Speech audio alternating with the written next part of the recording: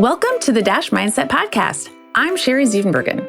You were born, you're gonna die, and your adventure is your dash in between. So make the most of it.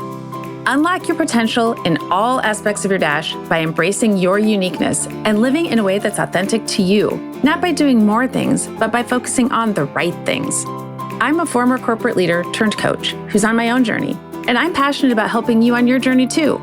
So on the podcast, we'll explore how to live authentically by deciphering who you truly are and what you truly want. Are you ready to take a step toward designing your dash? Someday doesn't actually exist, so let's do it now.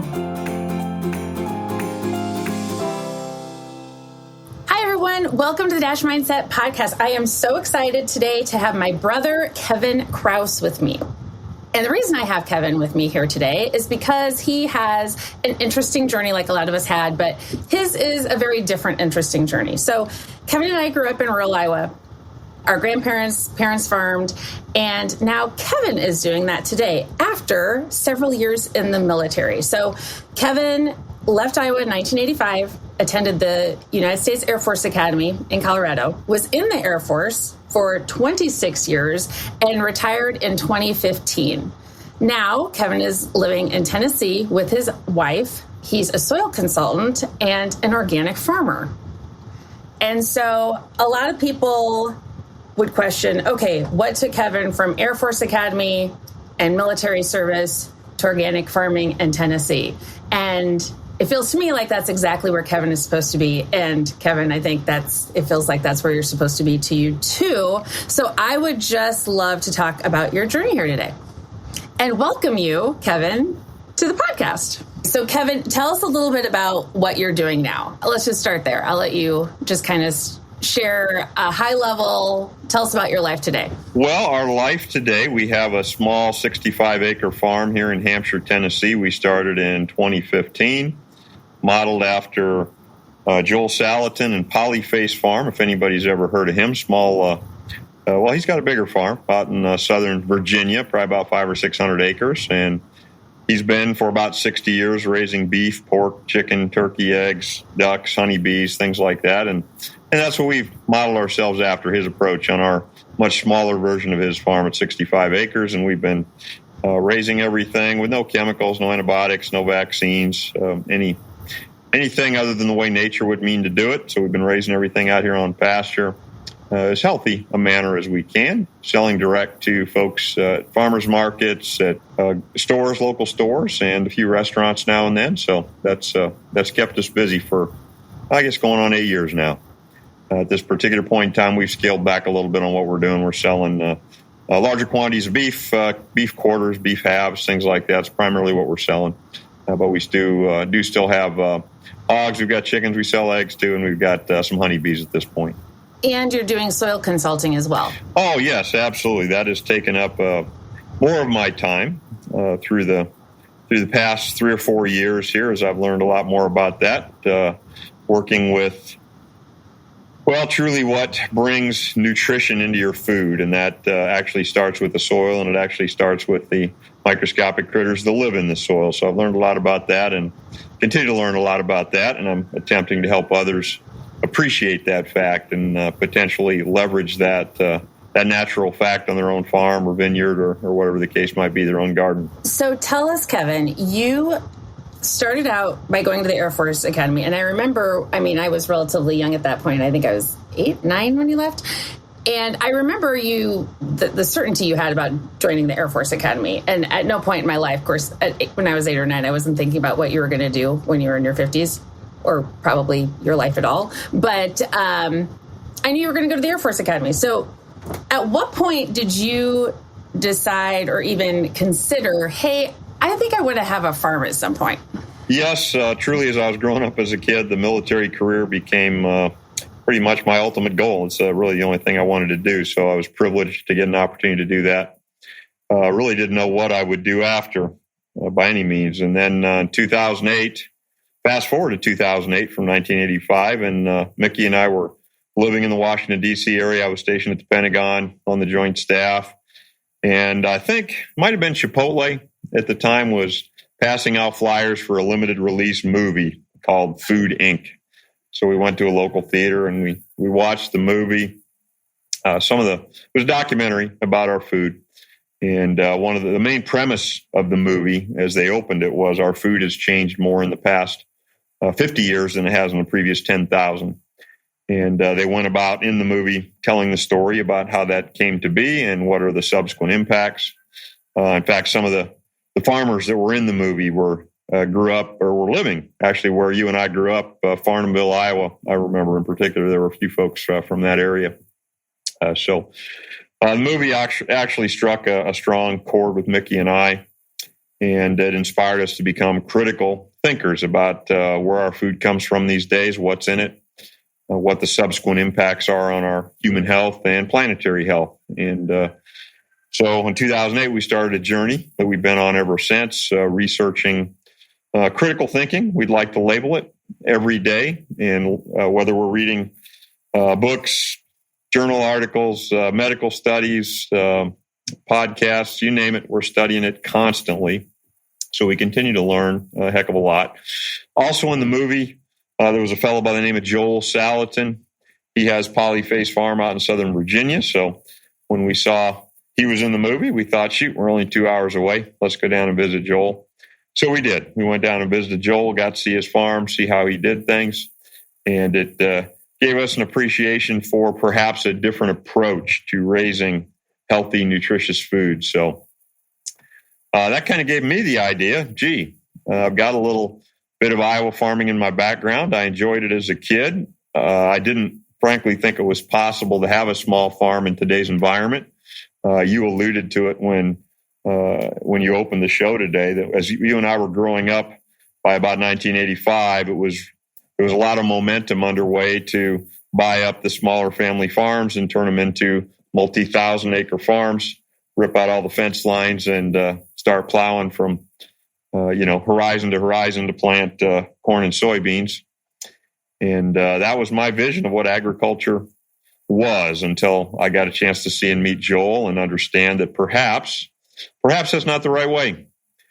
Perhaps there is a different way, or perhaps even better way. So that put my wife and I on that kind of path, thinking about the possibilities when I would retire from the military, and had no idea when that would be in 2008. But as we continued through the years, and it felt more and more like the time to do it as we got closer to 2015. But all along the way, we continued our research about nutrition in particular as it relates to food, and then how to farm differently, and gave us the inspiration initiated by Joel, of course. We followed that inspiration, if you will, and thought, well, maybe we can at least get a small place out in the country. If nothing else, we'll raise some food for ourselves and eat healthier in the process. And perhaps if we can raise more, we'll sell it to customers and see where it takes us. So that's kind of got us started down that path. In the years after 2008, we were assigned in locations in Georgia and Florida. So we were within about a 3-day weekend easy trip of Tennessee, which for a variety of reasons we had kind of got excited about perhaps finding a place in Tennessee. So we made a lot of online searches for property and personal searches over 3-day weekends, and actually found the place we live at today in 2013. The prices were a heck of a lot better back then, so it's kind of nice that we moved out and made it happen, and we physically moved here then about 2 years later in 2015 to get started, and we've been continuing our journey ever since. Okay, so you were still in the Air Force when you started considering having a farm, and you became passionate about nutrition and the fact that the farming style you knew was not in line with the farming style you thought should be. You recognized the lack of nutrition in our food, and you became passionate about, okay, how can we as a society do this better, or at least how can we at least feed ourselves better, right? So you had kind of a moment, it sounds like, when you saw the movie where you realized, wait a minute, I can do something different. At one point, did you ever have a point in there, Kevin, where you thought, okay, this is something we can do when I retire from the military, but this has nothing to do with the experience I've had in my career and what on earth am I doing buying farmland in Tennessee when this entire time I've been working in the military and I've had a military career. Oh, wow. Did at any point you think, what am I doing? Or question what other people were going to think about what you're doing? Well, I didn't worry too much about what other people would think by any means. It is an odd choice, perhaps. I suppose I'm for certain in a minority, or certainly was at the time when I started to think about this. 15 years later, I'm finding a lot more folks doing just that, leaving the military and seeking a farm life. It's been a journey for us, of course, as I've alluded to, and by no means will I claim to have all the answers, but for my wife and I, as we've been on this journey, and I guess we had an inkling of it back in 2008, perhaps, as we lived in urban environments and we lived in big cities, things like, places like Washington, D.C. or Tampa or you name it, around the country as we moved in our military assignments. And we started to feel like we were in a bit of a rat race. How do we keep up with the Joneses kind of thing, to sort of simplify that? And I don't think it's unusual if folks in today's busy world running off to all the tasks they have and answering every text and email and every time their phone squeaks, I think folks would start to perhaps wonder if there's a different way of life, a simpler, slower paced way of life. And I guess that kind of thought, before my wife and I ever really fixated on thinking that through, that kind of get off the treadmill, perhaps, or get out of the hamster wheel kind of living, perhaps spoke to us as well. We wanted to do something totally different. I probably thought my military experience, et cetera, or my whatever, majored in electrical engineering along the way, got a couple degrees in that. And I guess I perhaps thought that really wouldn't apply, or I wouldn't need that in this type of environment. But frankly, it's the perfect, in many ways, very important to have, because it's something that I've been able to, I guess, leverage in some ways. It's worked well for me and Mikki to get the things done we need to get done, to design our homemade equipment or whatever it is. It all, your life experience, your academic degrees, whatever, all kind of add up to make you who you are and give you the potential to do something new. So this has definitely been new in a lot of ways for us, but it's been a fantastic experience. Had we not gone down this path, a much more common path for a guy like me retiring as an Air Force colonel and leaving the military would probably be to go off and work somewhere in the defense industry and continue my quest to keep up with the Joneses, trying to buy someplace somewhere near a large city, whether San Antonio, Washington, D.C. or whatever, and continue to sit in traffic every day in a commuting environment and, all that large urban environment stuff that, our society has come to consider success, I guess. But the further we've gotten from that, we no longer really consider that much in the way of success. Our personal opinion there. One thing that I love about you, Kevin, is, and obviously, I mean, you're my brother. I love a lot of things about you. Well, maybe that's not obvious to everybody, but is that it's almost funny to hear you say anything about keeping up with the Joneses, because I've never considered you a keep up with the Joneses kind of guy. Certainly you were in the rat race of, sitting in traffic and all those things. But, I mean, right now, I would love for you to share what you drive, because I'm almost picturing you living in Washington, D.C., driving this, sitting in traffic in this. So it's like you were keeping up with the Joneses speed-wise, but maybe not when it came to anything else in your life. So what year is your... What are you driving now? I can't. Well, let's see. I did buy, I think, 2 new vehicles in my lifetime. Is it a Jeep? What is it? In my lifetime, I think I bought 2 new vehicles, a Ford Ranger pickup in 1991 and 1994. But since then, yes, I don't spend much on vehicles. We've got a 2005 Chevy Impala and a 2006 Ford Escape, and got a 2003 pickup.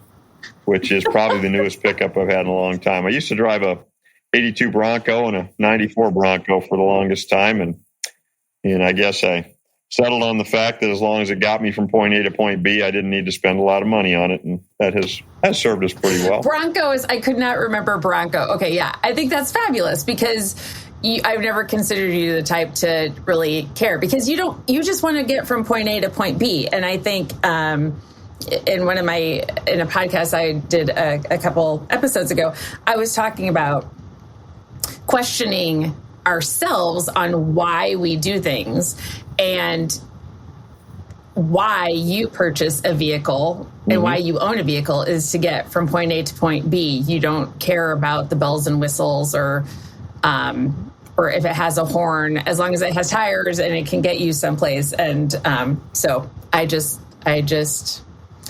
love that. And especially now, I think that you're living on the farm, right? You just do what you do and you're not trying to keep up with Joneses or Smiths or anybody. You're just trying to keep up with Mikki.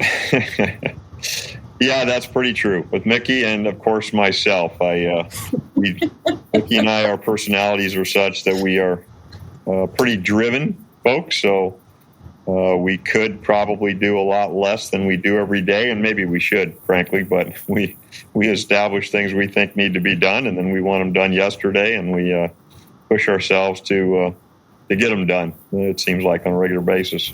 So, yeah, it's kind of funny when you were talking about, well, and these aren't your words, but just slowing down in general, because I don't see you ever slowing down, but I love that you are still moving quickly, but you're doing something you're actually passionate about, which makes it easy. It's not like you dread waking up in the morning to go fix a fence or move the chickens because you're so passionate about it.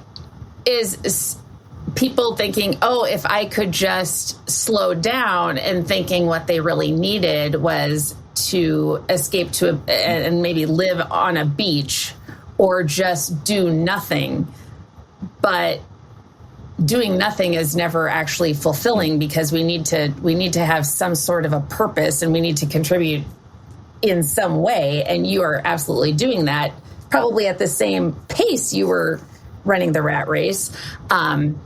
But it's something that you are thoroughly enjoying, you're passionate about it, and you're living into your purpose. Yeah, I think you hit that pretty well. We are. I do feel like I've slowed down a bit. Obviously, I'm no longer 25. I'm a little older now, just turned 57, so my back hurts a little more than it used to and things like that, so you have to kind of face that fact. We have become pretty passionate about it. I guess you hit that well. The journey that we have been on, we're shaped by our experience, our research, and all that. But over the last 15 years, we have truly come to believe that, our human approach to living on planet Earth is doing a lot of damage to planet Earth.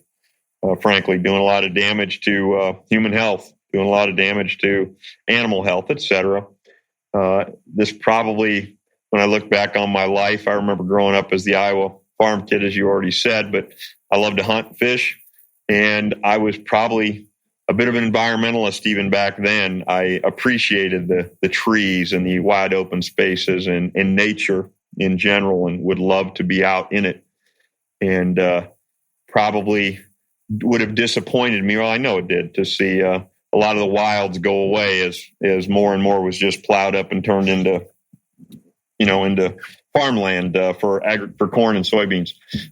Anyway, that kind of thinking probably stuck with me my whole life. So the more I as we began our research anew in 2008, a lot of those feelings that I had clear back as a kid came back, if you will. What are us humans doing to planet Earth? And sadly today, why can't I eat any of the fish out of the river or the lakes?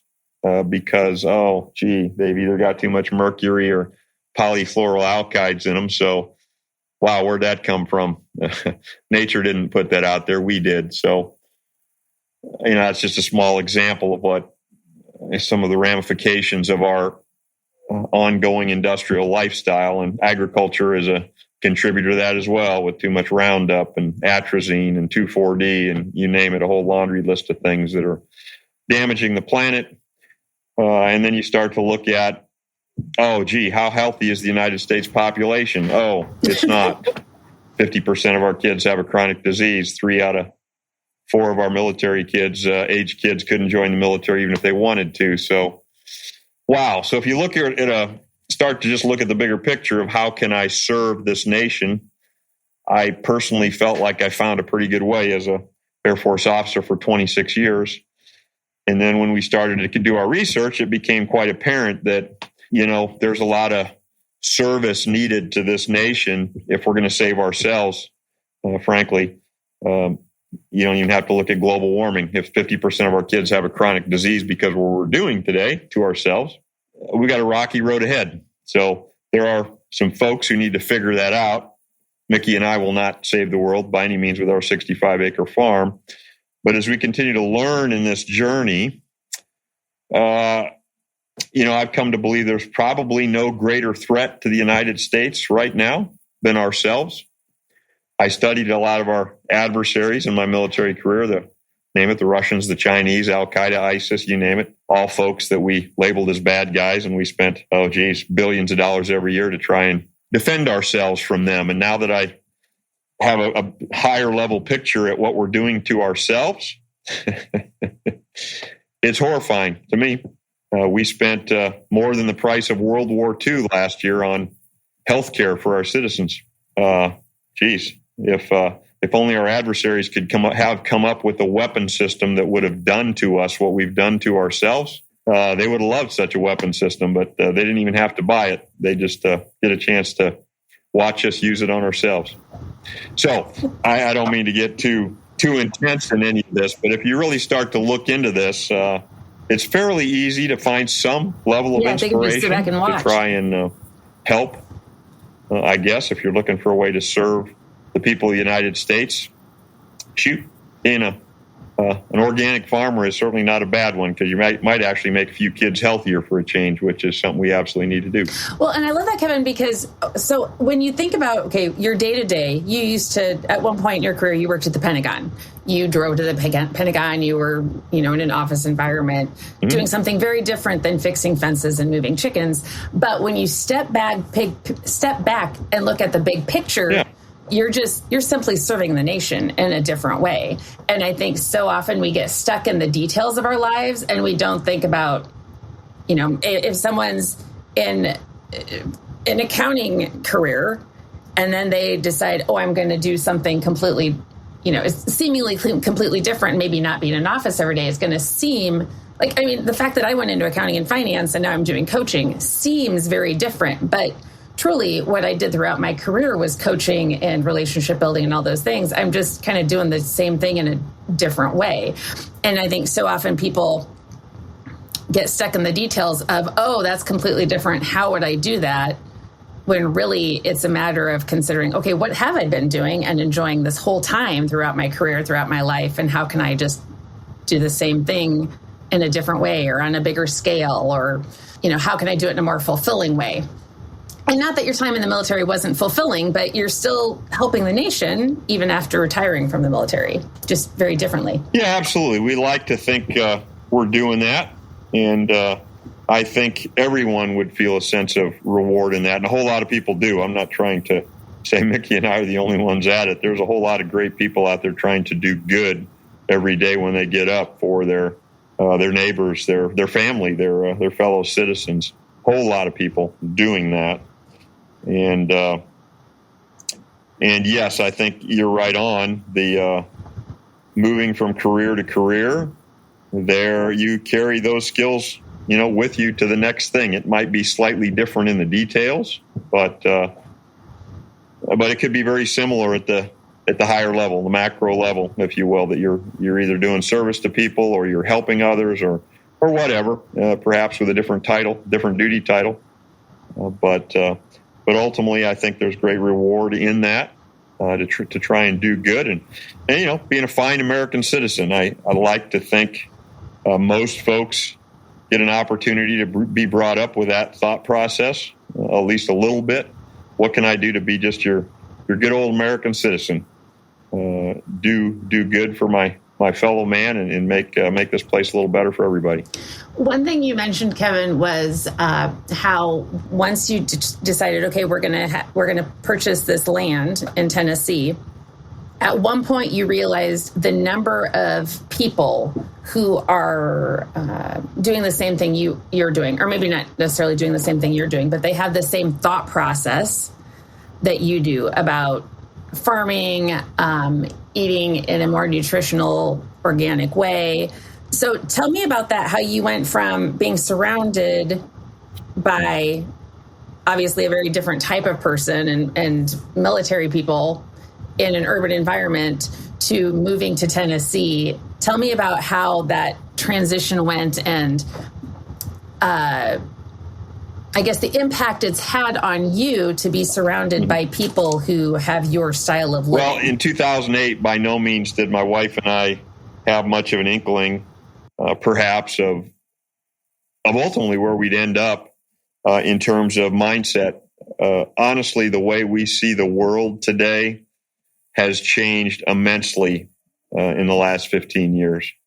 Had I been able to see myself in 2008 where I am today, I would have wondered a little bit if I'd gone a little bit crazy, perhaps, in some of the ways that I see the world. We become big believers in a quote that we ran across here over the past couple of years, and it's by a guy by the name of Edward Deming. He's an American engineer, and he said, "Without data, you're just another person with an opinion." And we like that quote. We think about, or I certainly do, regularly. If you're open and honest with yourself on life's journey, you can let opinions guide you, or you can seek a little deeper to try and find maybe what some would label as truth or fact. And it's not easy to do.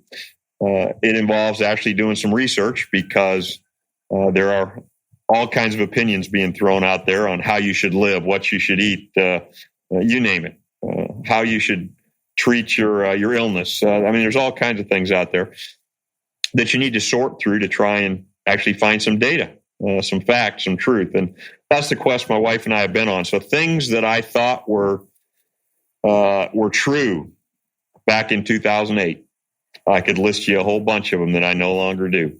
I don't believe they're true at all. In fact, what so-called experts that I believed in 2008 were telling me were based on very poor data, if that. So I introduce it that way because as we've continued on our 15-year journey, the people we run into would pretty much, I think, describe it similar to the way I just did. All of these different people, call them homesteaders. That's kind of a movement here in Tennessee now, where people are looking themselves in the mirror in the hustle and bustle of the urban environment, and they're saying, gee, maybe there's a different way to live. Maybe there's a slower pace. Maybe there's maybe this health or this illness that I have may be caused by things the doctor doesn't even know or understand. So let me start to take it upon myself to research some of this stuff. And we've met a lot of people here. Oh, a child, I have a child with autism. I have a child who's ill after a vaccine, whatever. People start to take it upon themselves to research and sort out fact from fiction. And we're just another person who's another team, a husband and wife team that's done that. So as we have followed what we believe to be a trail of pretty good, solid, factual data by reading literally hundreds of books, scientific journals, all talking to actual doctors, people, friends. That network has formed, and it's probably, and factually it is. It's because all these other people that we now call friends were on a similar journey. They started from different locations, but it's interesting to me how we all became our own scientists. We all became our own researchers, and independently, through our own independent research across all these tens or hundreds of people have started to figure out things that we thought were true weren't. Eating healthy does not involve no longer eating eggs or butter or raw milk. As just a quick matter of fact example. The people who tell you that have no data at all. They have an opinion. So when you start down that trail, in fact, Joel Salatin says it this way: once you start to question where your food comes from, you begin to question everything. I didn't quite know what he meant when I first heard him say that, but it has been so true for my wife and I. When you start to investigate where your food comes from, and you understand that the entire food industry, the no-fat food industry, the et cetera, is making billions off of poor science and making everyone sick in the process, it makes you start to ask questions about, why do vaccines really work? That's an example of a question to look into. I've always been told they do, but where's the data that shows that they do? Oh, there's very little data that shows that they do. So you follow that trail and you just keep peeling it back on what else have I been told by supposed experts that really doesn't have a lot of data to back it up. And that is, again, very, very true for all this homestead set of folks we meet. We sit down with them at a dinner somewhere, and they are matter of fact about the way they see the world now too has changed immensely once they start to look for data instead of opinion. And did I get anywhere to answering your question? Yeah, well, I think we don't know what we don't know, and we're surrounded generally by people like ourselves. We're led to believe something, whatever that is, about what we eat, our lifestyle, whatever, and we just don't even. It's like a fish recognizing water. They don't know any different. They just know their. Well, I don't even know if fish know their existence. Right. But, absolutely. So if you had not, for whatever reason, seen that movie or had an opportunity to meet Joel or developed relationships in Tennessee, and the relationships you had were with the individuals you had worked with for years and years, and everyone from your prior world, do you think you would be where you are today? Nothing against the people from your prior life, but it sounds like it was required that you develop a different community, or at least an additional community, to really get where you are today. Absolutely, Sherry. You hit it well. We took a rather unique path, and without having started that path, we wouldn't be on this path, I don't think, without having got it jump started back in 2008 by exactly what happened to us probably at that time in our life. How's that old adage go? When the student is ready, the teacher will come, or the teacher appears, something to that effect. That has probably proven extremely true for us. Something like that. So had we not been exposed to those, what I consider valuable teaching moments, all of these are personal decisions. Any other person who started at the same journey in 2008 may not have followed the same trail and may still think I'm crazy today, and that's certainly valid. Everybody has their right to their perspective and their opinion.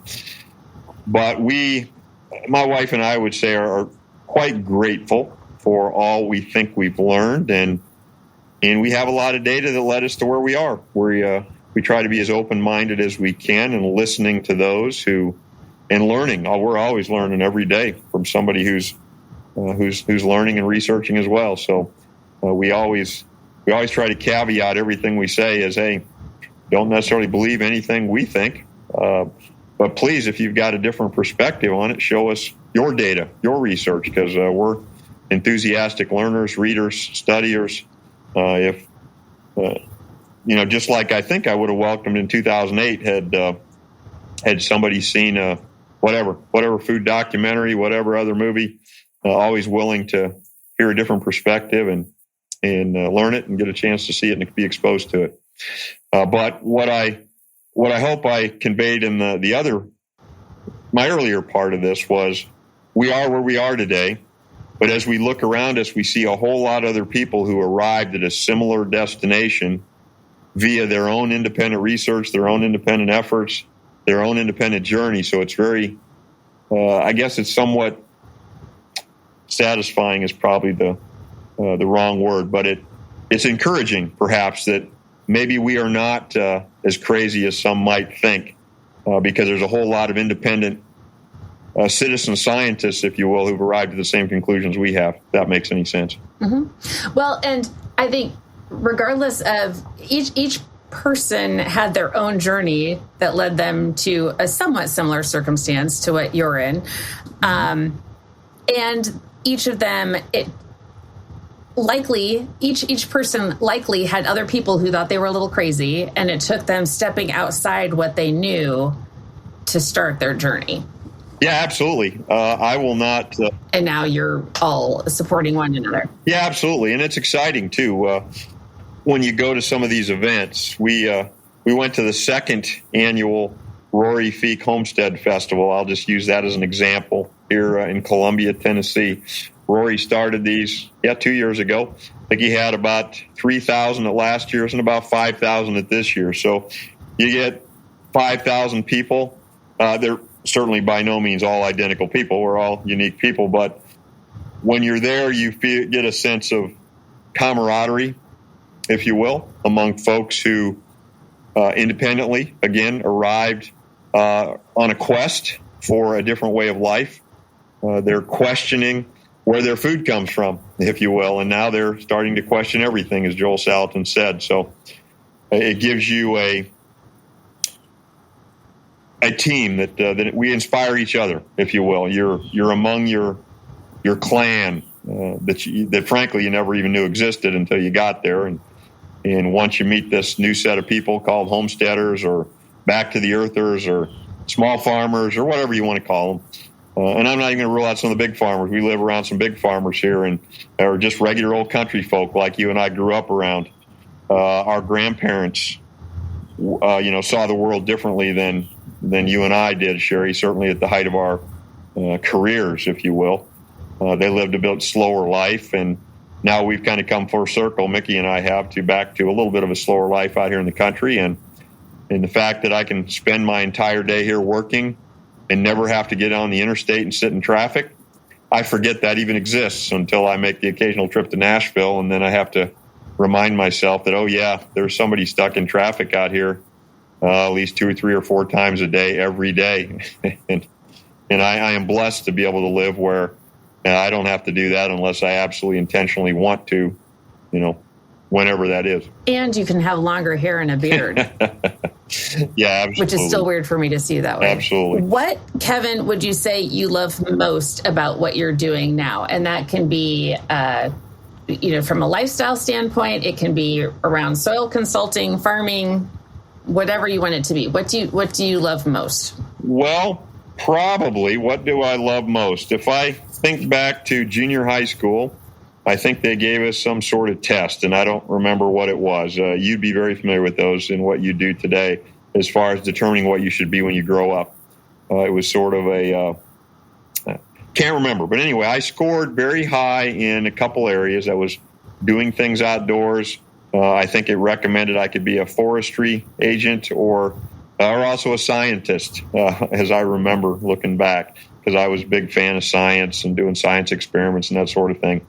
And so, frankly, the life I live now, that is perhaps one of the things that I enjoy perhaps the most out of any of this, is I get to be a bit of an amateur scientist and engineer here on the farm, whether I'm building some new gadget with the welder or now as I've become a soil consultant, if you will, an amateur soil scientist.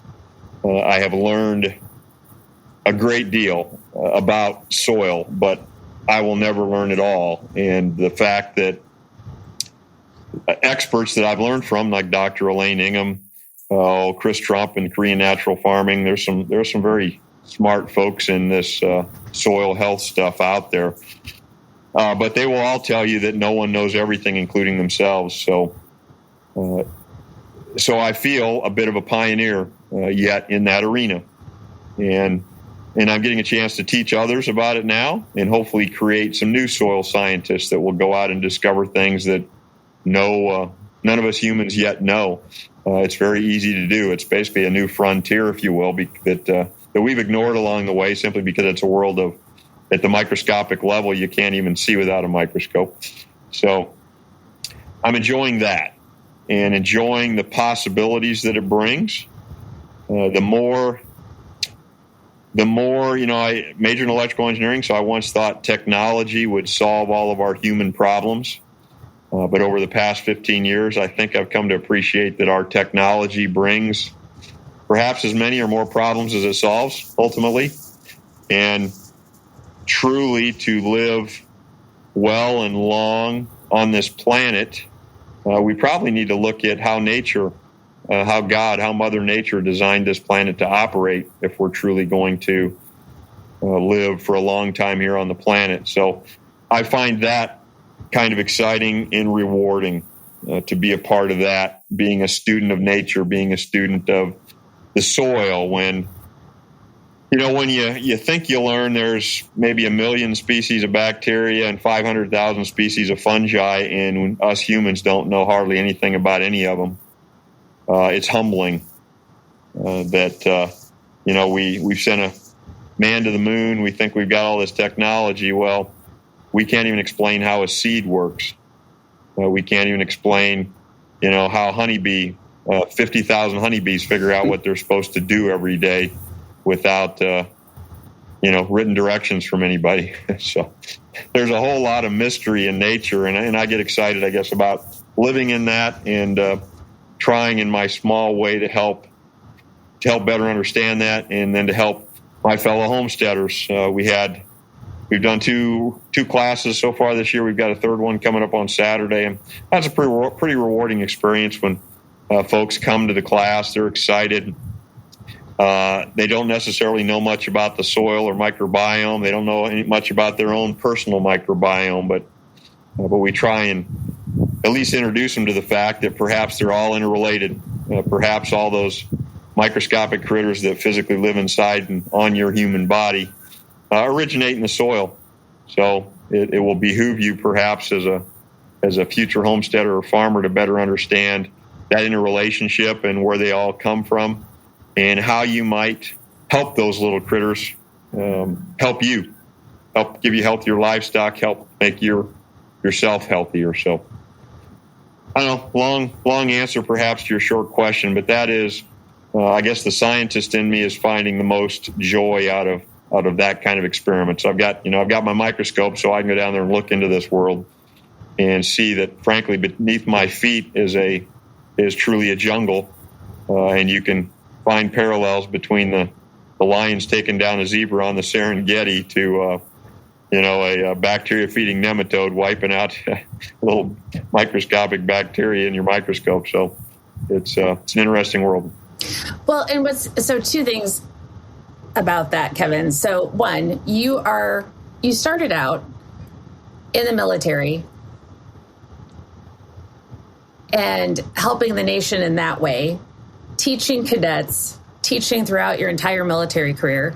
Now you're still teaching, but in a very different way. And it's almost like, you're not teaching cadets anymore, but you're teaching other people who are starting out on their own journey in a very different way, and always with a scientific mindset, because you've always loved science. You enjoy looking in microscopes. You enjoy the scientific aspect of it. So there are a lot of ties throughout your career that has remained consistent. It's just seemingly different when you look at the details.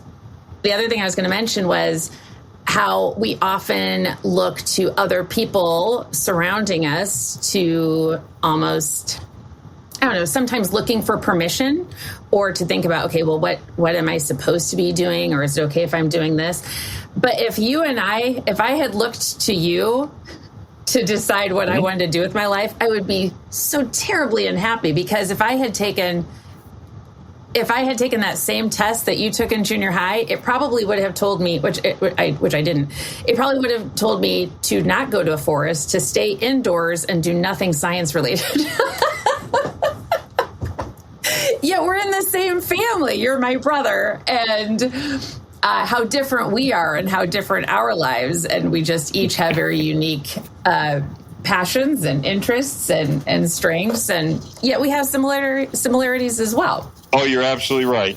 And so I just think it's important for people to realize that, their family is not necessarily the one to look to say, hey, I guess I should be doing that.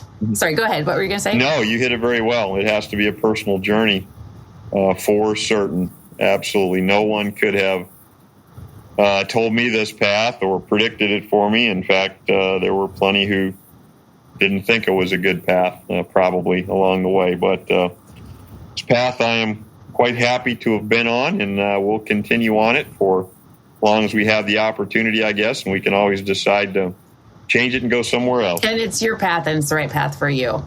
Yes, absolutely right. So I have two questions for you.